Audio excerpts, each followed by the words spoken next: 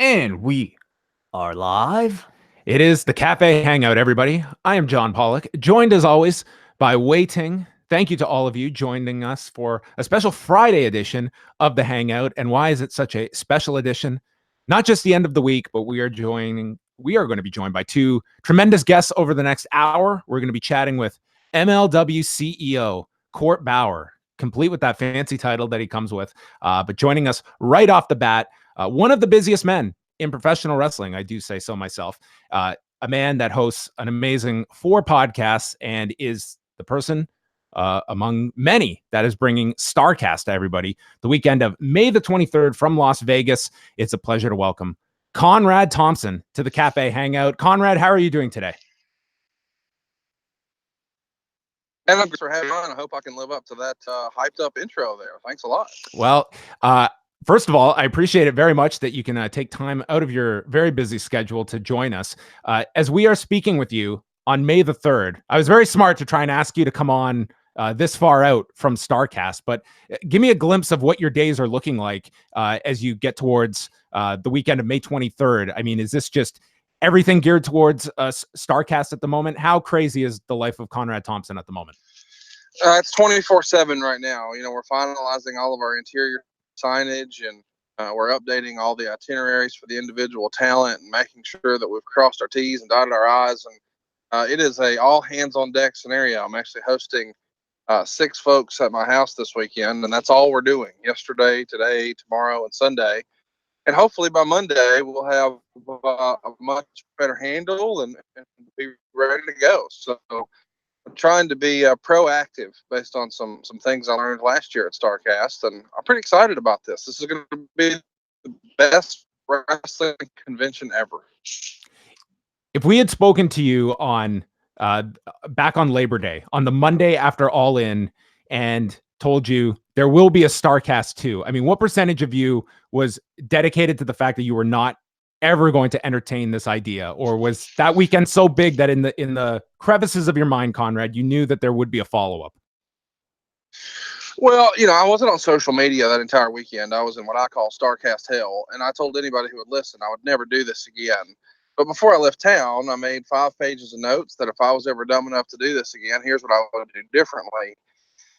When I finally logged into social media, it was overwhelming the positive support that I got. I mean, really just hard to really process how much fun everybody had and all the nice things I was tagged in. But all I saw all weekend, you know, were the 25 things I wish I would have done better. And I really focused on that. And I sort of thought this is the only opportunity to ever do a Starrcast, because realistically,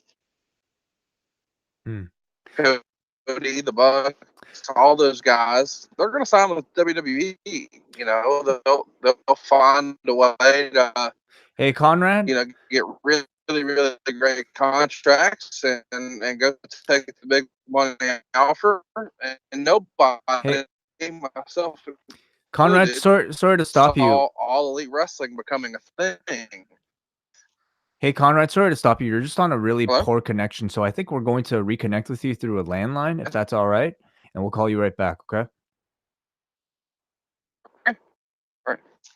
Okay. We will reconnect with Conrad and pick up there. But for those of you that are listening live, Starrcast II, just to give you all the particulars, May 23rd through 26th, and it's going to be taking place at dual locations in Las Vegas, Nevada, the weekend of Double or Nothing. They're going to have events going on at Caesar's Palace as well as the Tuscany Suites and Casino. They have announced tons of shows that are going on, shows involving the Young Bucks and Cody, hosted by Alex Marvez. Behind the Paint with Sting. Live Talk is Jericho. They're doing the weigh-in, which they did back All In weekend. Shows with Bruce Pritchard, with Booker T. A really cool panel with Jim Ross hosting 30 years and 5 stars later, involving Ricky Steamboat and Ric Flair 30 years after their 3 classics. So, I mean, the list, we could spend the entire hour going over who is appearing at this and all the cool events that are going on. But Conrad is back on the line with us. And Conrad, as you mentioned, like the 5 pages of notes that you put together, how quickly after are you sitting down and looking at these notes and suddenly you're realizing that Starrcast II is a reality, and it's time to tackle a lot of these ideas that you had coming out of the first one and implementing it towards this follow-up? It wasn't until I would say December that it started to feel like, hey, this might actually be a thing. With All Elite Wrestling and them probably going to run a show, and if they did, where would it be? And so I started to do a little bit of scouting in December, and then in January it became official and real. And we signed contracts and started promoting it, and I started to put together the talent and sort of a schedule of events, and we were off to the races. But I started with those 5 pages of notes of things that we could do a little differently. Like, one of the things I never really considered is, hey, if somebody misses their plane or if their plane is delayed, how do you communicate that with everybody as they're standing in line? Well, the answer was an app, so I could send push notifications. So that was one of the first things we did. And 4.5 pages later, we've got a much different Starrcast II. What would you say were maybe some of the main criticisms of the first time you put the show out? Well, that it was too tight. We didn't have enough space. When I first put together Starrcast, I thought, man, if I could just get like 600 or 800 people to show up to this thing, that would be incredible. We sold 11,000 tickets. Wow. And that includes meet and greets and all that. So, I'm not saying 11,000 people came, but still thousands of people attended. So it far exceeded my expectations, and I wanted to remedy that. So last year in Chicago, we had, I'm going to say, 25,000 square feet. We've got over 100,000 this year, so we've got way more space. So the tight, cramped quarters that we had last year will not be the case now. And we've also been able to step up our production a little bit. Last year, one of our stages was outdoors, essentially in a fancy wedding tent, but that was the nearest facility we could get to the building, because Sears Center is not really like in Chicago proper, in the suburbs. And so the nearest I could get to there is Schaumburg, which doesn't have a ton of convention space. So we made it work at Hyatt, but obviously being at Caesar's Palace, it's a whole nother level. What are some of the advantages of being in Las Vegas, and how that just changes the enormity of this event being in Las Vegas, which, I mean, it's the entertainment capital. Tell us just a bit about the location decision and challenges and also positives that this location has brought for you guys. Well, it's fun because I've gotten a lot of wrestling promoters telling me, oh, you shouldn't have ran Las Vegas, as if I had a choice. AEW's Double or Nothing is happening at MGM Grand. So, of course, Starrcast II is going to be in Las Vegas as well. It was a no-brainer for me. I wanted to do the event at either Caesar's Palace or MGM Grand. I feel like both of those buildings have a rich wrestling tradition and history. So it really just came down to the economics and availability of the space. And MGM was not available. Caesars was. So we jumped at the chance to do something with Caesars, the home of WrestleMania 9. And it's been really easy, or relatively easy, to attract international talent. A guy like Kenta Kobashi, who never makes a stateside appearance. I don't think he's ever even done an American meet and greet. I could be wrong on that. He jumped at the chance to come to Las Vegas. That's a little different than trying to book him to come to Chicago. And I love Chicago, but Las Vegas does have a certain amount of interest and intrigue from international talent. So they're in, and that was easy. But everything else was harder. My airfare is 2.5 times what it costs in Chicago, because it's a Labor Day or Memorial Day weekend, rather. So it's a weekend where they jack up the hotel rates, they jack up the airfare, and it's proven to be a lot more costly as a promoter with the Vegas unions and things like that. It's just much more involved and financially taxing compared to Chicago. But it is a great thing for fans, because we got great room blocks. We had rooms sold for as low as $79 a night with no daily resort fee, which is basically unheard of in Las Vegas. And we sold through that block.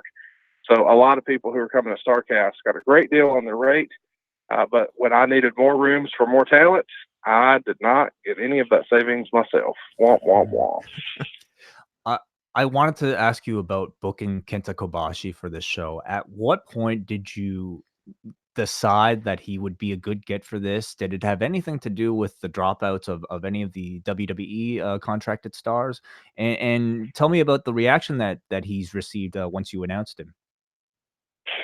No, it didn't have anything to do with the dropout. I actually started working on him in January, and it just took a while to get a commitment. But I did time the release of his announcement once I knew for sure that I had to just sort of abandon ship and give up on the Undertaker Kurt Angle contracts that I had in place and agreements and whatever. So I waited, and I knew I had it in my back pocket, and I knew that I had Tom McGee in my back pocket. So if I did, have to say, okay, I'm throwing up the white flag, I tap out, I give up, WWE, you can take them back, then I would have something that I could, make fans happy with. And somewhere along the line, Taz and I started communicating, and Taz never makes appearances. So it wound up being a positive week for us to announce that we had Tom McGee sitting down with Bret Hart, and we had Kenta Kobashi, and we had Taz. I mean, those are three really, really rare gets, and to have them all there as a compensating factor for fans who were really excited about The Undertaker, I was proud to do. But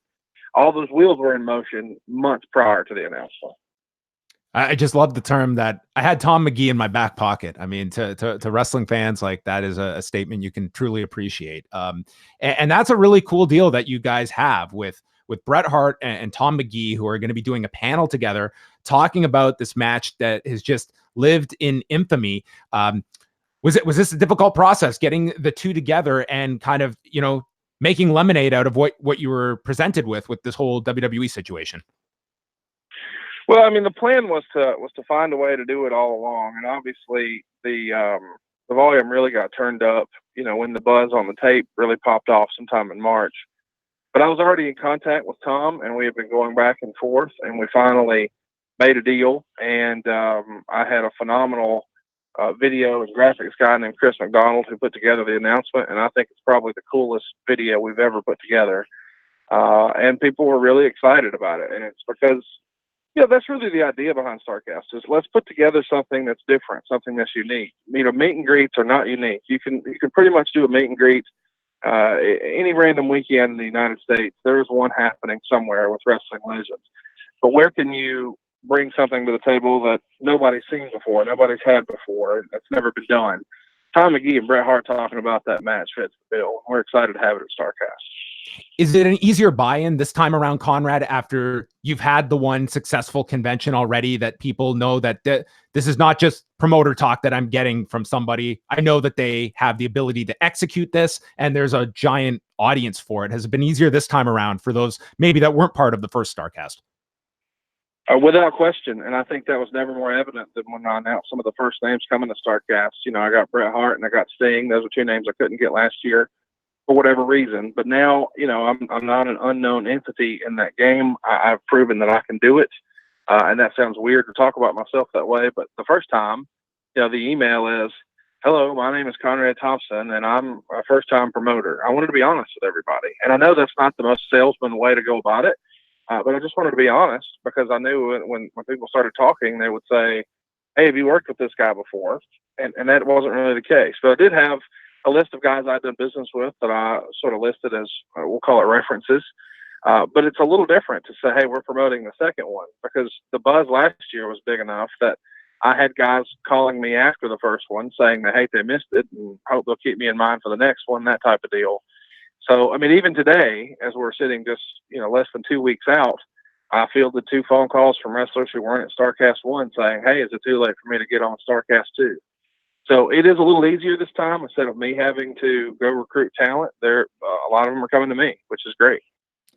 Who are some of the names that you've announced that have attracted the most attention? You mentioned Tom McGee. Did you ever think that there'd be a day where you would be dealing with, I guess, this level of fan that would be so hardcore into this product that Tom McGee is as big of a draw now as, any of your big stars that you've announced? Well, I don't know that he's as big of a star, and I don't know. I think the interest is more in the match maybe than him, but the idea that, we got him to come out is a pretty cool thing. But the biggest reaction to me has that was a bit of a surprise, is Taz. Mm-hmm. I grew up a huge ECW fan, and I guess I just didn't really know that Taz wasn't doing a lot of appearances. I didn't know how special that really was. But I had multiple convention promoters message me within an hour of me making the announcement saying, I don't know how you did it, but congratulations. We offered him this for that and blah, blah, blah, and couldn't even get a returned email. And so the idea that these were sort of established brands who were sort of high-fiving me in email about getting Taz, I thought was pretty cool. And then I saw the reaction from the way things reacted online to the video, and then the meet and greet pre-sales. I mean, he's a top seller for us, and I never would have imagined that was the case. Not disparaging his career. I just didn't know how rare it was. I didn't know that he wasn't as out there as, say, a Scott Hall or a Kevin Nash. You know, I didn't realize that was not the same for him and how special this was until we announced it. As things stand today, are there still any ongoing negotiations with WWE, or has that largely been, is that done at this point, that there's no back and forth at this point? No, there's no back and forth at this point. You know, when we released the thing through Sports Illustrated, there were several days of me sending text messages and no response. So I gave everybody on that side a heads up that I was going to just go ahead and release the story of what happened and tell the truth, and so let everybody know that Kurt Angle and The Undertaker wouldn't be appearing. So no one was caught off guard, when it was published online, and I got a THX reply. So everybody knew what was coming, and here we are. In terms of yourself, Conrad, just kind of yourself being now a second time promoter of a large convention at this scale, the largest scale, how do you feel you've been able to adapt this time around in terms of, delegating towards your team, growing your team as well? Just tell us a bit about yourself kind of approaching the second one and how you're handling things. That is just astronomical when you look at what is all encompassing with Starrcast. Way more attention to detail. Last year I tagged the folks who had helped organize the showroom floor for WrestleCon, and just said, hey, we all just handled this space, and I focused all of my effort on the stage shows. And it wasn't until I was actually there when I realized, okay, there's way more involved in the vendor room than I imagined. So this year, the attention to detail of who is signing what time and who is their helper and who will, what are the best practices like? And I mean, all the little tiny details of like who's going to go get the enamel pins for the Sting meet and greet and make sure they're at the table. Well, last year, I'm just in the room delegating, saying, hey, Matthew, go take this to that. This year, everybody's already got, okay, at this time, I'm taking this here, and I'm taking that there. That attention to detail didn't exist last year. It exists now. And as far as I know, based on what I've been told, the level of planning we're doing here doesn't exist at any wrestling convention. So I'm going the other way. I'm being maybe too much of a planner, but hopefully the experience is worth it for all the fans. Can you talk a little bit about the continued association with AEW and, exactly what that relationship is like? I mean, Cody's my buddy and Tony Khan's my buddy, and I'm very friendly with the Bucks. And obviously I'm friendly with Chris Jericho. I've been on his pod a few times. And I mean, I'm tight with a lot of those guys. Judge Jeff Jones is one of my very best friends. I'll talk to him 40 times a day, and he's now on that squad as well. But I don't work there. I don't have an official affiliation. We don't have any sort of business ties on paper. There's no contracts in place. But I would be happy to support AEW at every chance I get. I mean, I'm going to be at that show. I'm not going to miss it. And I'm going to tell everybody that they need to do the same. And if and when a pay-per-view distribution is announced, I'm going to be promoting that too. I want my friends to succeed, and I think it's great for the wrestling business. You guys are also offering the 4-day pass on Fite TV for people that can't be there in Las Vegas that weekend. How much of these events are people going to be able to watch through Fite? Is it essentially that you can see all of these shows without restrictions if you're not in Las Vegas? Almost all of them. There are some that, from just a union labor standpoint, we've got to cut it off. Right. Like the Starrcast comedy show with Ron Funches, that will not make air. The Joey Ryan documentary we won't be airing. The Kenny Omega documentary we won't be airing. But everything else that's listed at Caesar's Palace, well, of course, the after party, that won't air. Everything else will air. It's I think it's around 22 or 23 shows, and you can watch them live or on demand. 2 stages going at the exact same time in HD. And you can enjoy it anywhere in the world, from a smart device or a smart TV or anywhere where you have Wi-Fi or even 3 or 4G. Fite is our carrier, And you can check it out at starrcastonfite.com. Get all 4 days, nearly 40 hours of content for just $59. I just think that, like, it's overwhelming to look at the list of all the stuff you have planned, and one of them that I'm really looking forward to is the panel chat that you have scheduled with Arn Anderson. That, you know, it's rare that you get someone that has, you know, he has not done a ton of interviews, he has not been on podcasts. It's someone that, you know, this will be the first time he's speaking since leaving WWE. That's I think that's one of many that it's a very unique experience that you have Arn Anderson as part of this. Yeah, I mean, we're really excited to have him. You know, he, much like Taz, has not done a lot of stuff like this, and I wanted to swing for the fences and get some shows that, you know, you might not normally see. The crown jewel, though, to me, is still the roast of Ric Flair. I think that could be its own standalone event, and it's lumped in here with everything else. So, you know, we're just casually listing all these panels, but the roast of Ric Flair should be its own standalone pay-per-view on its own, but it's actually included whenever you pick up Starrcast on Fite. Has there been a long list of volunteer roasters that have come your way? And are you the selector of the roasters?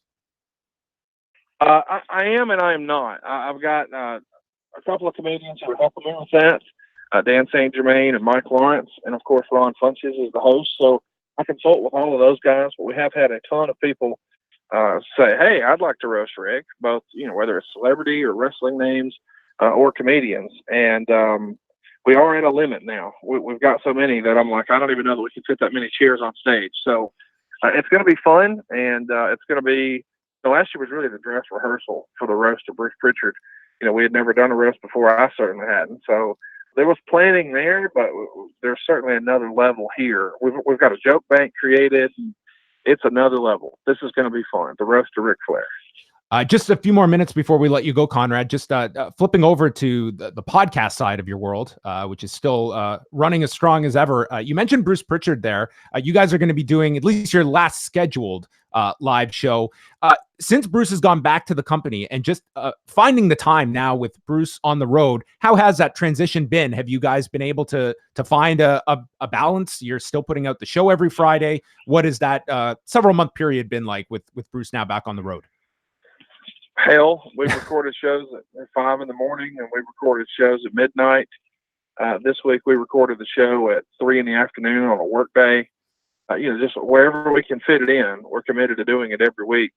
Last week is the first time we've missed a show, and we had to air a best of ever. We did one of the best of when all of Houston was underwater, including Bruce.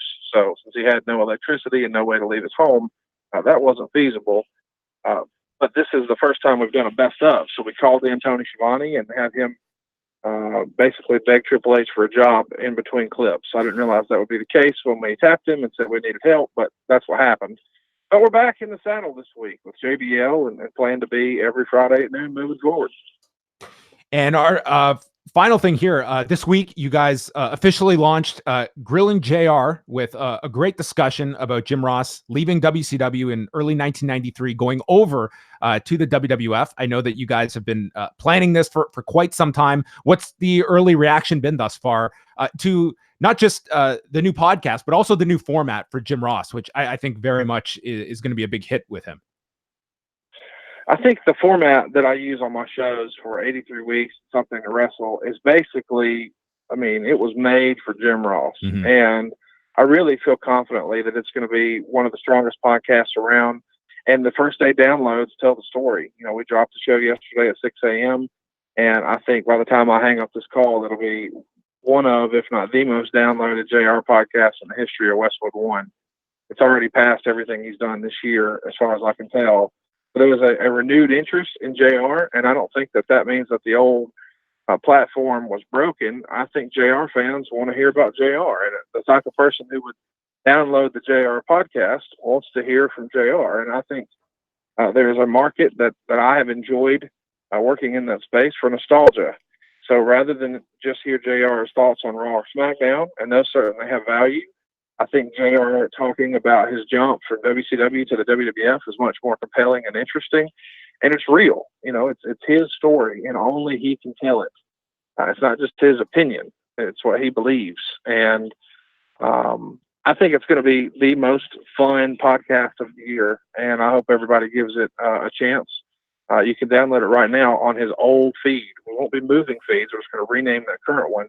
So if you don't see Grilling JR, just look for the Jim Ross Report, and it'll populate for you. Yeah, I definitely recommend everyone going to check out that podcast. Conrad, you've been very generous with your time. Just a final mention out there for those that are out there to get all their Starrcast needs. Where's the best place to send them? If you're on Twitter, just check out @Starrcast Events, or if you just want to pump it in your browser, it's starrcast.com. That's STARRCAST.com. If you can't make it out and don't really need to see the full schedule of events in person and would rather just watch it from the comfort of your home, you can check it out at starrcastonfite.com.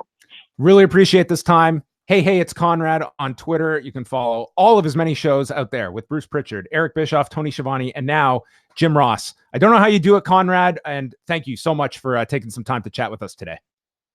Hey, man, thank you guys a lot for inviting me on. I appreciate you guys doing that and support what you guys are doing. Appreciate it. Thanks, Conrad, and all the best that weekend. Thank you. Great. That was Conrad Thompson, everyone. Very, very busy man. And yeah, if you're looking at this schedule, like, hey, we don't have any involvement with Fite, but honestly, that $60 for the 4-day event, I think that's a really good deal. That it includes all of these different shows. I think that if you're not in Las Vegas, there's a lot of cool stuff here that they've planned for the ultimate wrestling follower. As we've kind of, seen from like WrestleMania weekend, sometimes the best way to experience all this stuff is actually from your home. Yeah. Through Fite. Because I'm sure you and I will definitely like watch a bunch of this stuff that weekend. Yeah, being there live and having to kind of like navigate as much as there is, it could be a little daunting. So they seem to have hit on a lot of really interesting concepts for shows. Yes. Yeah. So thanks again to Conrad Thompson for joining us. We're going to be joined by Court Bauer in a couple of minutes to chat about that and Fusion, which is coming up on Saturday night. They're doing a special edition of Fusion. Time permitting, we will try and get to some of your phone calls at the end of the show. We can also go over Saturday's Wrestling Dontaku show. The first card went down earlier today, which was headlined by Dragon Lee and Taiji Ishimori. And in Saturday's card, Kazuchika Okada defending the IWGP title against Sonata. So those are some of the shows to catch if you're on New Japan World. And Wai and I will be back on Saturday with a special Patreon show covering both Wrestling Dontaku shows. Yes, that's right. Yeah. Care to go over any of the card thus far? Yes. So we mentioned that it's going to be headlined by Kazuchika Okada taking on Sonata. That is a rematch for the IWGP heavyweight titles. I pull up the schedule here with the full lineup, and let's take a look. We've got second from the top, Tomohiro Ishii taking on Evil. That's actually the first time they have ever had a singles match. So that will be second from the top. Kota Ibushi and Roppongi 3K taking on Tetsuya Naito, Bushi, and Shingo Takagi. That actually they did on today's show. So a rematch on Saturday. Dragon Lee and Will Ospreay teaming up against Taiji Ishimori and the Mysterious X, who will be revealed, and many expecting it to be El Phantasmo. There was actually a vignette that aired on Friday's show indicating another person coming in that they threw to a video while Juice Robinson was in the ring, and the video is a mysterious person seated at a bar with a knife and had a Union Jack on their arm. And this person will be revealed on the finals of the Best of the Super Juniors tournament on June the 5th at Sumo Hall, presumably coming in to feud with Juice Robinson with the tagline, "Time's Up." Going back to the card for Saturday, we have Juice Robinson, Hiroki Goto, Mikey Nichols, and Tomoaki Honma against Jay White, Bad Luck Fale, Chase Owens, and Hikuleo. Togi Makabe, Toru Yano, and Jushin Liger against the Gorillas of Destiny and Jado.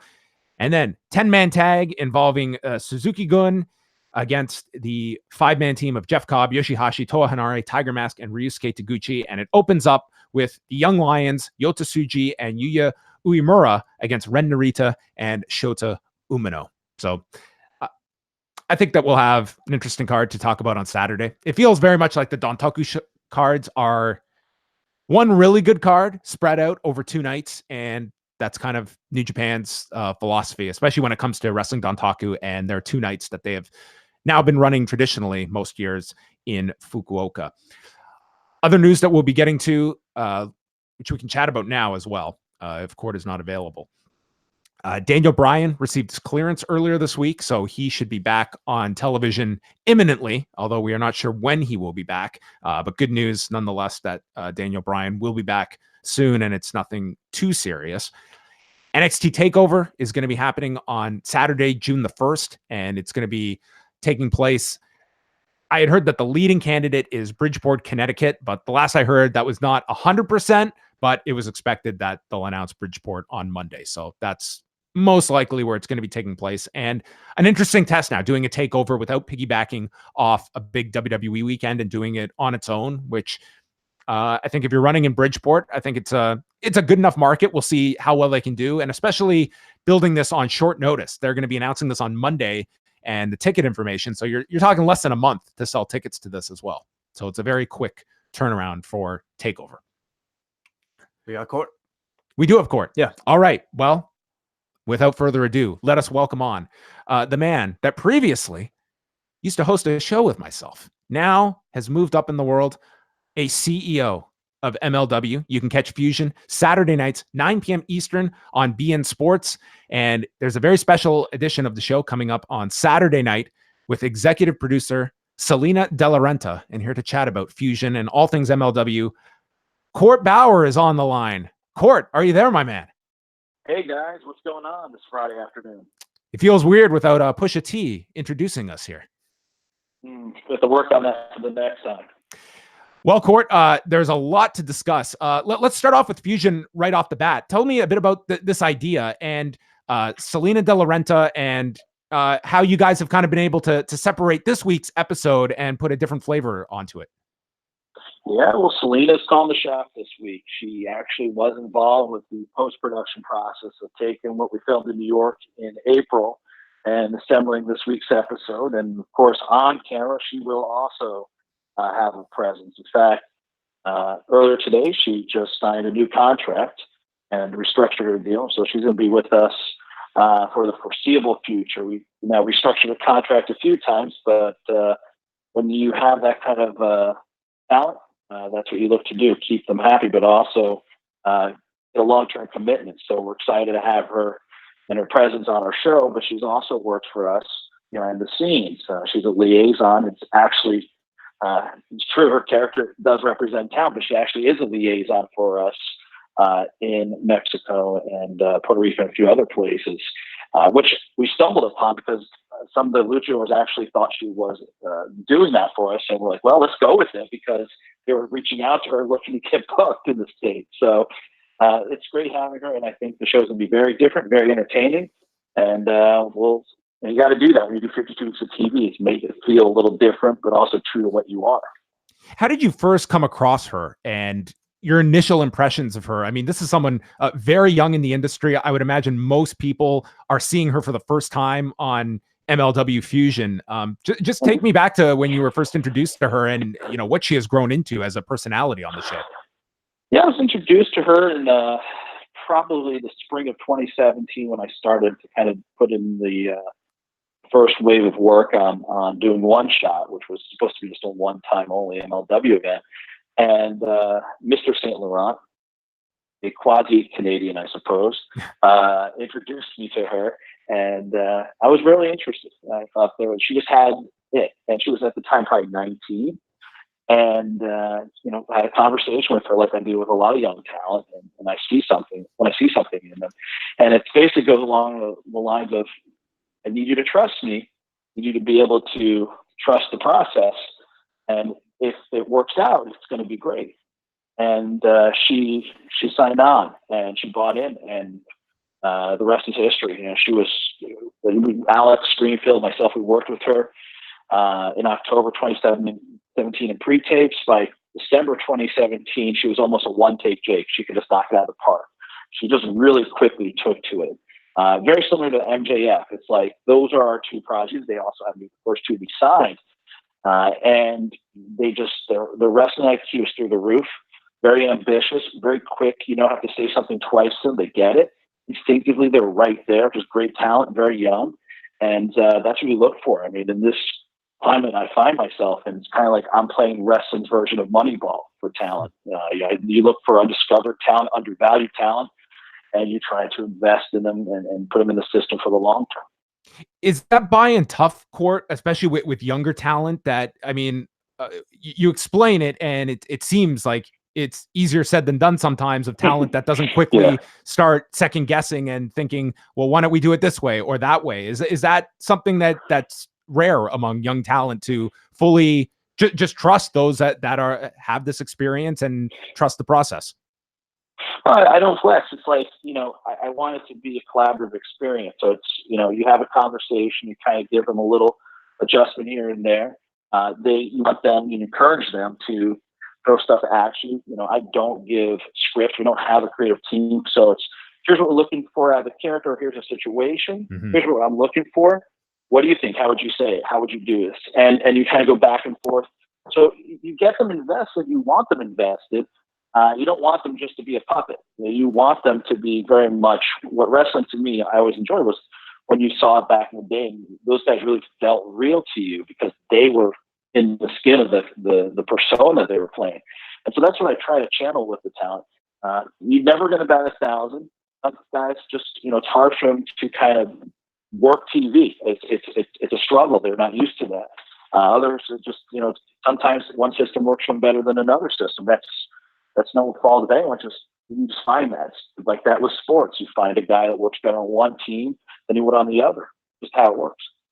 What exactly is involved in executive producing, Court? What duties is Salina de la Renta actually going to be, or has she done?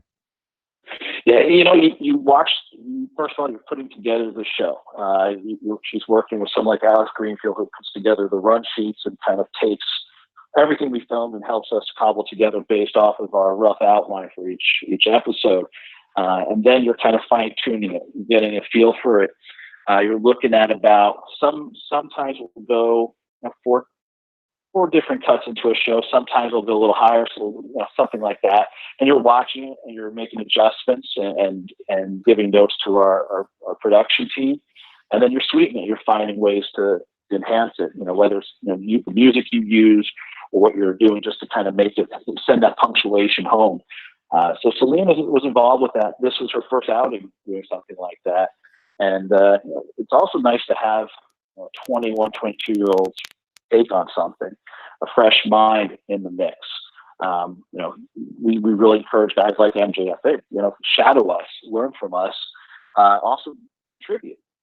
I think that's always important. You want a fresh take on it, a younger take on it, and Salina really did contribute. I was very happy, and I think we'll probably, unless something goes terribly wrong with this episode, so tune in. She'll do another one. We'll see. Is this something that you hope to be doing with more of your talent? Potentially give a show to all of your MLW roster eventually? Well, probably kicked off the air for Give It to Teddy Hart, but yes, that's what I want to see. The Teddy Hart. We already have H2TV, but yeah, it's possible. The idea really came from the mid 2000s. I remember Tenryu he exec produced an event for All Japan. That was the theme of the All Japan show. It was a Tenryu produced event. And I thought that was just an interesting thing to see, okay, through their eyes, what would your show look like? And I thought, well, it really worked for All Japan. We don't want to Xerox that, but it would be nice to maybe be a little influenced by that and then apply it to the MLW world. When we just came back here to Salina and the decision to pair her with Loki, obviously a strategic one. You have a long history with Loki, and I would argue like you have been able to just make things click with Loki. Tell us just a bit about that decision with that specific pairing and what Loki has brought to her performances as well. Yeah, I mean, first of all, for Loki, this was really an opportunity for him to show the world like what he could do beyond bell to bell. And I'll tell you, every promo he's done has been really strong and different, and you really hate him. And he plays into that passion. He plays into how he's perceived, and he's really found something. He's really been able to show the world a different side. At the same time, he's at a point in his career where you find a new avenue where I think you enjoy mentoring talent and working with young talent. And you always maybe liked it, but now you really see it's interesting because you have this skill set that you can help others elevate their game with. And like really, really rewarding for me, and I think for Low Key and others. And he really did a hell of a job working with Salina as well. And they had great chemistry. They have really good chemistry together. And it's funny because then all of a sudden Promociones Dorado, their faction, started to get booked in different places. LA Park and Promociones is down in Mexico. They've been out in Colorado. It's cool to see that this thing kind of have legs, and see that there's an interest to start booking the talent in package duos or trios throughout the country and beyond. When Wai and I were down at the television tapings over WrestleMania week, we were there on the Thursday night, and the most popular guy on that show, from the reaction that I heard, was for Teddy Hart. And it's really been an interesting story to watch Teddy Hart, that when you brought him on, I'm sure there were many people that were thinking like, this will have its novelty and then something's going to happen and Teddy will be off yet again. But you have been able to be someone that has been able to bring out the best of Teddy Hart. And I don't know what you can necessarily put your finger on, that whether it's surrounding him with the right people, but you're getting the most out of Teddy Hart. And it's been a really intriguing story to watch this guy thriving in MLW at the moment. Well, I love a good comeback story, and I think MLW as a whole is that. It's also got a lot of these miscreants, these renegades, this island of misfits, and for whatever reason, this environment, a lot of these guys have thrived, including myself, I guess. And even Jim Cornette. It's like you could look at our roster page on MLW.com and be like, oh my God, how do all these guys like coexist in this habitat? And it's just worked. And I've had a long-term relationship and friendship with a lot of them, but on a business level, you kind of have to know what makes these guys tick. And on a creative level, you do, and on all levels. And I've known Teddy since 2003 when he got kicked out of Ring of Honor. He went that night and was sleeping in the Newark airport, and I picked Teddy up, and that was the beginning of our friendship. And that was like the best night and the worst night. He went in there thinking he was just gonna be this huge rock star, and then he's thrown out of the locker room with his bags, and it's just crushing for him. And I also was crazy enough to convince Vince McMahon to sign him in 2007, along with Natty and Davey Boy and Tyson. But we've had a long relationship, long history together that's gone across several companies. But it was great to bring him home and say, let's try this. Let's shove it up everyone's ass and show him what you got. And yeah, he is a massive star. The Hart Foundation have shattered all our merchandise records, just shattered them. And it's been great. It's been great for Teddy. It's been great for us. And the fans get to see Teddy every week on TV. I don't think anyone ever thought they'd see that in 2019. And he's thriving. What has somebody like Jim Cornette brought to MLW, not just from as an announcer, but behind the scenes? Well, Jim was so fun because basically I called him. I was like, on a whim, I was like, man, I'd love to give Jim a shot. I don't know if he'd say yes. 2 phone calls later, well, really total of 2 phone calls, he was in. And I was like, holy shit, this is awesome. And he's been great. He helps agent a few matches. Seeing him and collaborating with MJF backstage, I was like, ooh, it's fun watching those two like just in the lab doing their thing. But also just, I think he's really done a great job in the broadcast booth. He takes my talent book, something I was like a kind of a carryover from when I was with UFC Fight Pass, and they give you those talent books. And they show, they kind of break down each fighter and their backgrounds and their story going into the fight and pros and cons and what they bring to a fight. I applied that to MLW, but Jim was really the first person to really take that talent book, which is like a phone book, and I know everyone probably hates slogging around with that thing, and then put it in his own words and be able to make something really work, and sell the talent, sell the kind of the context of a match, and still be true to Jim Cornette. I don't want to produce him. I want Jim to be Jim, but I want to give him the information so he can thrive and understand the feuds going into this and the wrestlers. Some of them he was familiar with, some of them he wasn't. But he also works with us with a pre-tape team. We have a few pre-tape teams, and he works with one in the first outing in Chicago where he joined us. That Sunday morning, he happened to be up early, and there was an open room, and the camera was there, and he had like an open invitation for a promo class. Just if you wanted to come in, feel free to come in.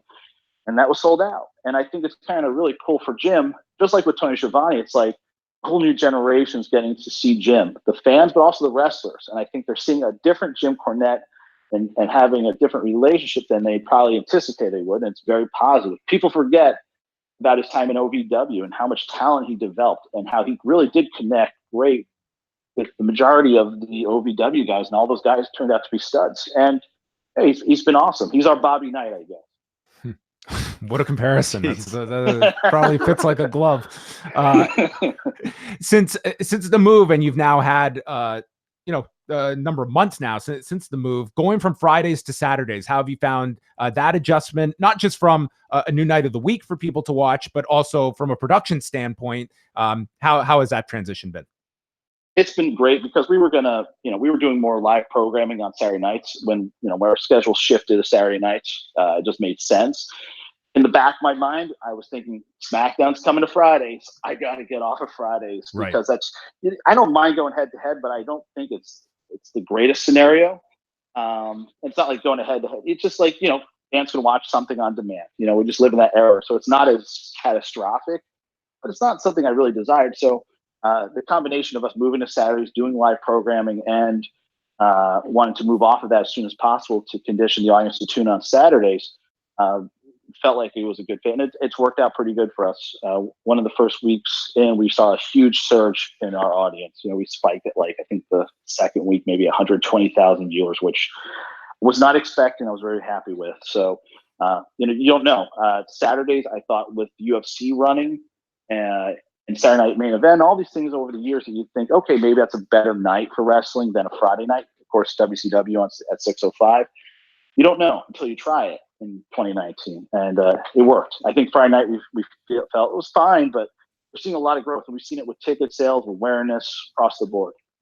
When you're looking at just television viewership as a whole in the industry, and I mean, a lot of it centers at the moment on WWE. They're going through these tremendous declines. They're coming off two, all-time low numbers for Raw and SmackDown. I mean, as someone that in a previous life was in that room, are you surprised at, or I mean, what kind of response are you anticipating here? Because largely on a public front, you aren't watching the panic moves every single week on television from this. It seems like they are just biding their time through all this. And I don't know if that's the right move or the wrong move right now. Well, I mean, if you look at, since I was there, I mean, I will connect it directly to, and I don't want to be a downer on this, but it's like when the Benoit family tragedy hit, overnight they saw a huge drop in viewers, and they really never regained them. There was this lost audience that just checked out, and they were not coming back. And over the course of now 12 years, that erosion has continued. I'm not saying it's all connected to that, but they certainly took a huge hit, and then since then it's just slowly, gradually has gone down. If you look at the numbers, you're not going to see these big spikes. Really, it's going to just gradually drop down. And so it's something that's been happening quietly for years. It predates the 3-hour era. It's just been something that's been happening. They've been presenting a product that it's kind of been the same product for many, many years. How they format it, how they present it. The stages they're a little more modernized, but they're essentially the same. The product hasn't really changed. It hasn't kind of evolved to that point where you think it should have, all these years later.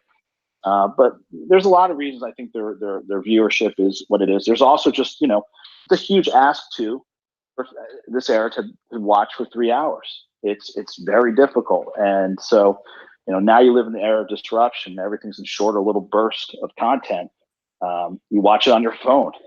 Sitting down and watching a show conventionally is kind of becoming antiquated. So there's that. There's a lot of reasons. I don't think you can just zero in on one. I just think there's this is like an accumulation effect. It was going down already.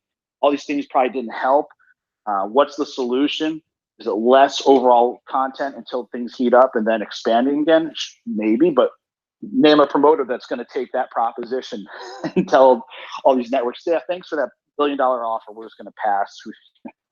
It's a weird thing. Same with UFC.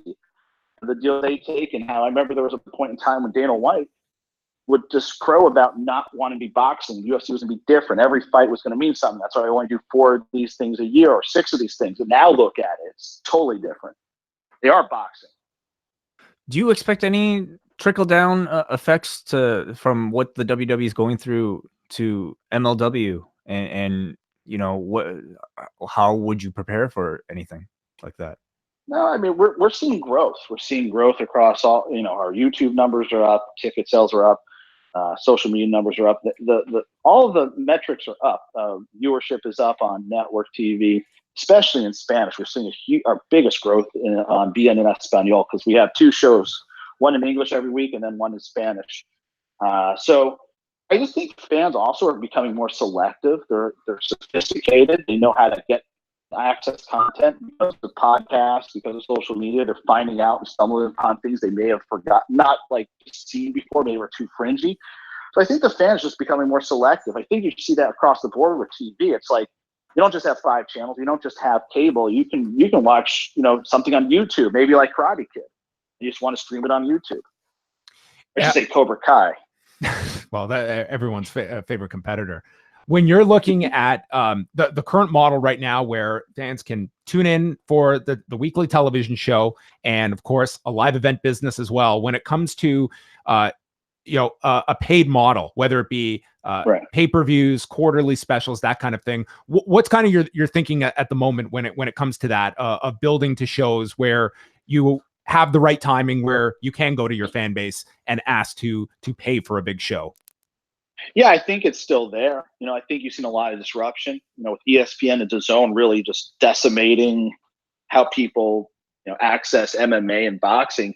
Look at, HBO shutting down boxing.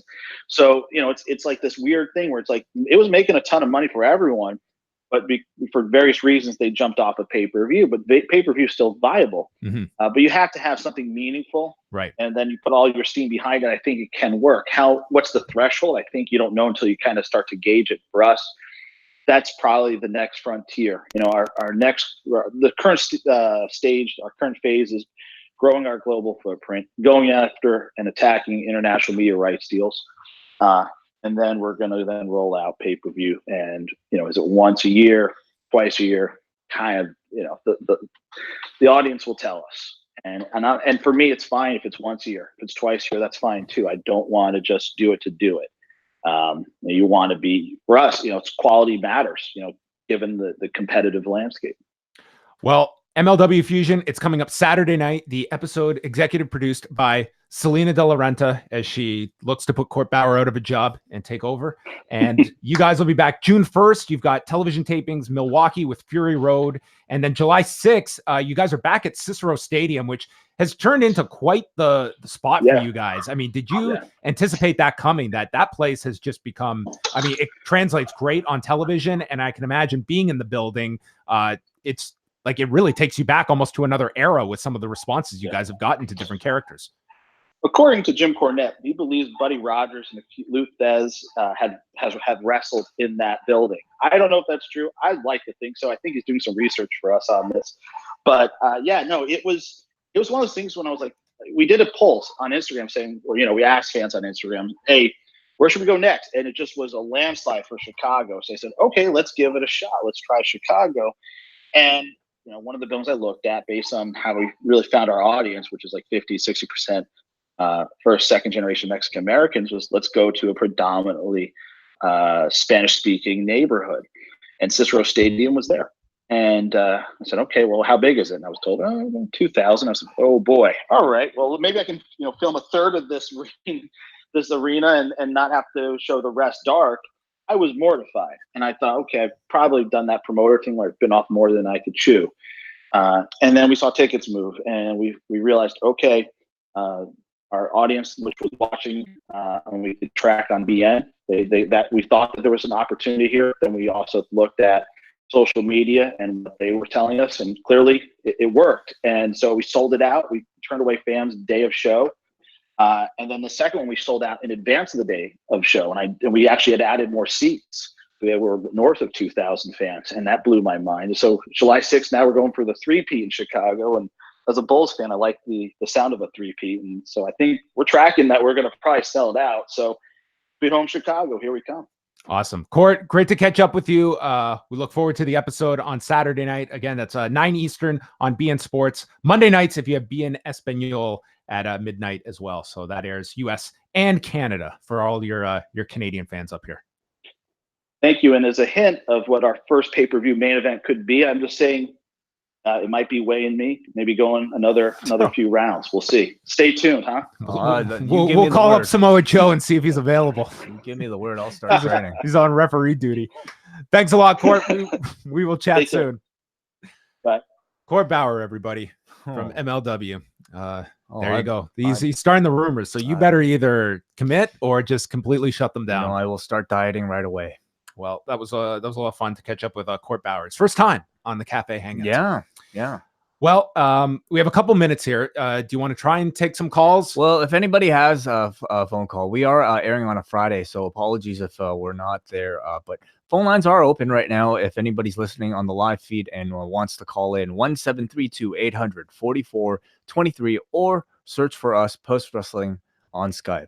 Yes, we'll leave it open for a few minutes, and if not, we will sign off. But do you want to give people a tease into next week, or is that still up in the air? No. We should discuss it right now. John Pollock, very much to my happiness, is agreeing to take a mini vacation. He's not going anywhere out of town. He will still be very busy. He will still be in town, and I know that he'll actually be very busy with some other projects, but he will be around. But I will be taking over Rewind to Raw, Rewind to SmackDown with some of our friends from the Post Wrestling Network. Joining me on Monday in John's place will be Davey Portman from Up Next. And joining me on Tuesday to talk about SmackDown is Nate Milton. I'm looking to come back next week with the Café Hangout, and I'll kind of, still work on that and let people know the plans later on. But John will be back with me for the double shot, as well as Ask Away, which comes out on the Café feed next week. Yes, so I won't be completely snapped out of the existence of Post Wrestling, but I look forward to being able to listen to you, Wai. I like listening to you on shows that I'm not involved with. Yeah, well, no problem. So tune into that, and the Café Hangout should be a lot of fun next week with you guys. We have a call. Caller, what's up? Hi, this is Ahmad. Oh my God! Man, look at this. We're just getting a ton of old friends here on the show. Yo, Ahmad, how's it going, man? Are you grooving to that Slipknot in preparation? Oh yeah, dude, I love Slipknot. Shocking. Best band of all time. What's on your mind, Ahmad? Nice to have you on the Hangout.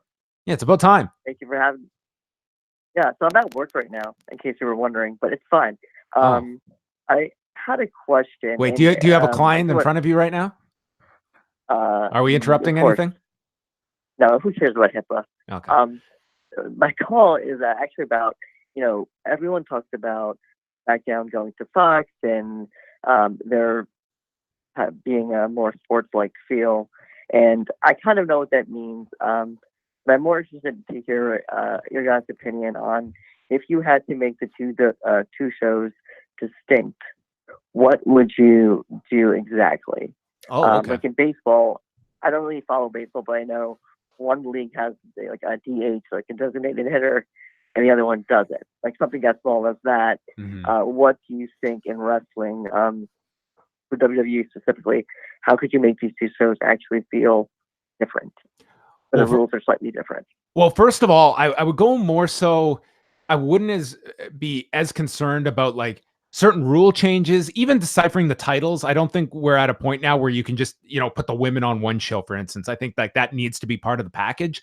I would be content if you just had two separate showrunners that had ultimate control of these shows, and that's not going to happen.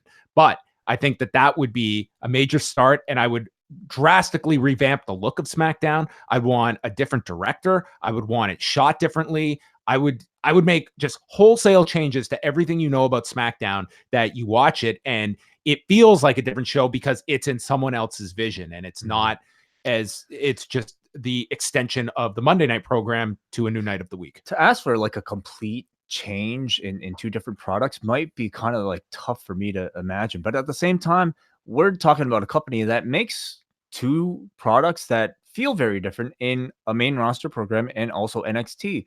Maybe the simple solution, as I think a lot of people would be happy to see, is to simply bring whatever production crew that is currently doing your NXT show up to take over for one of the shows. Now, is Vince ready to do that? I don't know. We know that, like, from speaking with David Lagana, that was something they wanted to do way back, of having a separate director on SmackDown, and ultimately it didn't happen. So, I mean, I think there's only so much changes that you can rationally expect, but that to me is always like the silver lining of a period like this, is that when you get to a scary level, if it's perceived as scary, that's more that's as big an opportunity as ever to get some radical change, because you're scared into it. And there's no sign that the company has been frightened off by these numbers. I'm sure that they are very concerned, but are they willing to make dramatic sweeping changes? That is to be determined. I mean, what would you like to see, Ahmad? Like, what jumps out at you as potential more examples? Slipknot. Well, obviously, take a cue from NXT, and the SmackDown theme song is, Duality from Slipknot off Volume 3, the subliminal verses. But more seriously, I think something as simple as a 20-second out of the ring count out, like New Japan does it. It's just something different. Something I don't know, rope breaks. I mean, anything honestly would be great. It's not just the look. I think the look is the issue, but the presentation in terms of in-ring segment match, backstage, it's really boring. I think it's been exhausted at this point. So just really reformatting the show and just moving things around so there feels like there's life. That the show is life, not lifeless, which I think it is right now. Yeah. I also don't think it's, too bad that, like, we're in the past, they would, like, at least separate something like the, a gimmick match, like a Money in the Bank on one show, and then having another show do another gimmick. I think having, like, specific match types only for one brand makes it somewhat interesting as well, and we haven't really seen too much of those distinctions lately. Like like you bring up the 20-second ring count out, and what you're trying to get towards is like what can you someday within the WWE system make two shows that are distinct enough that we think about like a WWE and a New Japan Pro Wrestling and how different they are?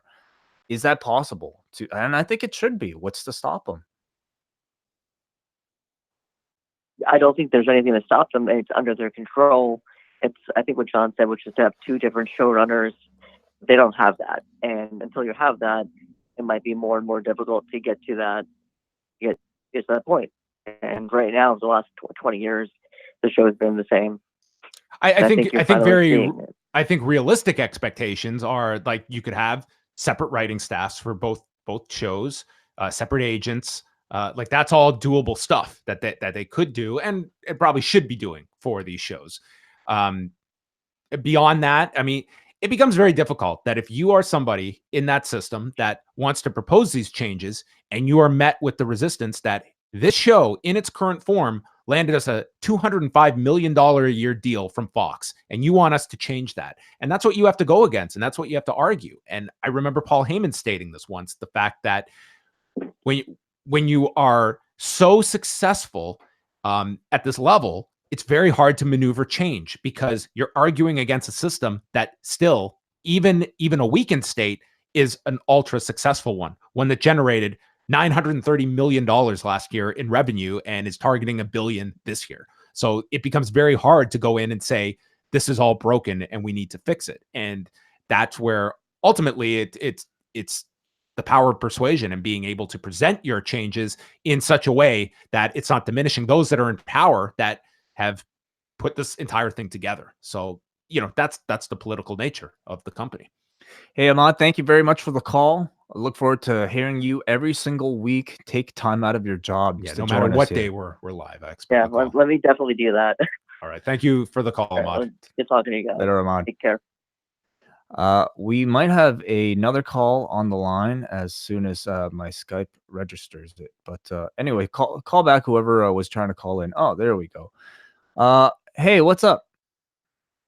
Hey, it's Paul from New Jersey, guys. Hey, Paul. What's going on? Oh, wow. Hey. We're only hearing from New Jersey, I feel, this week.